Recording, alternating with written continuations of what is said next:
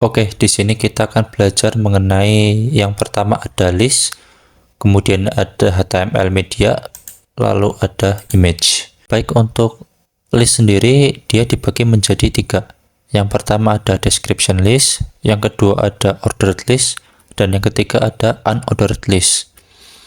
Untuk description list kita bisa membuatnya dengan mengetik ds seperti ini, dl seperti ini.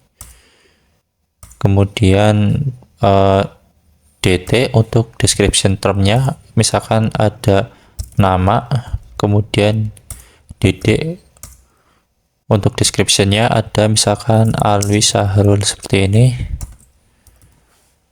Kita coba copy saja, kemudian ada alamat misalkan Bantar Bolang misalkan, lalu terakhir misalkan deskripsi ya, misalkan description misalkan, atau deskripsi kita kasih lorem 20. Nah, kita simpan, kita lihat hasilnya. Ini adalah description list seperti ini. Oke, yang kedua ada ordered list. Nah, untuk ordered list sendiri kita bisa lakukan dengan mengetik OL seperti ini, lalu list atau li, enter, lalu misalkan ada apel, terus ada jeruk misalkan, lalu ada pepaya, lalu misalkan lagi ada anggur. Kita simpan, kita lihat. Nah, untuk ordered list ini dia akan membuat list beserta nomor urutnya ya. Nomor urutnya ada 1, 2, sampai 4. Nah, sekarang coba kita langsung ke yang ketiga, ada unordered list atau UL. Enter, lalu sama misalkan li. Untuk list kita tinggal panggil listnya, lalu kita masukkan kontennya, ada misalkan apel, lalu mangga, lalu misalkan ada lagi jeruk seperti ini. Nah, dia juga nanti akan membentuk list seperti ordered list, namun bedanya adalah untuk unordered list dia tidak memberikan urutan ya, angka urutan, jadi hanya bulat-bulat hitam seperti ini. Oke, itu untuk macam-macam list. Kemudian ada HTML media. HTML media itu maksudnya adalah kita dapat menampilkan media berupa audio maupun video di dalam halaman HTML kita. Misalkan kita ingin menampilkan video seperti ini, kita masukkan sumbernya. Di sini saya sudah ada Naruto seperti ini, Naruto. Jangan lupa kita tambahkan atribut controls. Kita simpan, lalu kita lihat. Kita play. Nah, sudah tampil videonya.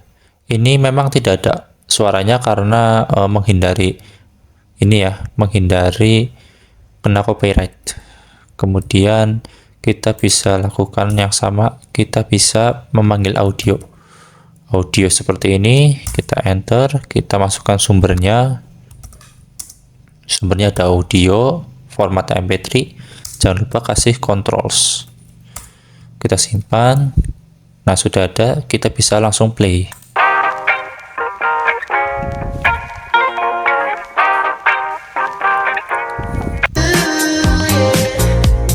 Oke, sudah aman audio. Nah, kita juga bisa menampilkan konten YouTube di halaman kita. Contoh misalkan saya sudah siapkan YouTube-nya ini. Kemudian kita bagikan. Kemudian kita sematkan atau embed ya, kalau misalkan dalam bahasa Inggris kalau tidak salah. Kemudian kita sematkan, lalu kita copy yang ini. Kita copy, lalu kita paste saja. Kita paste, kita simpan. Lalu akan keluar YouTube-nya. Jadi kita bisa langsung putar saja di sini.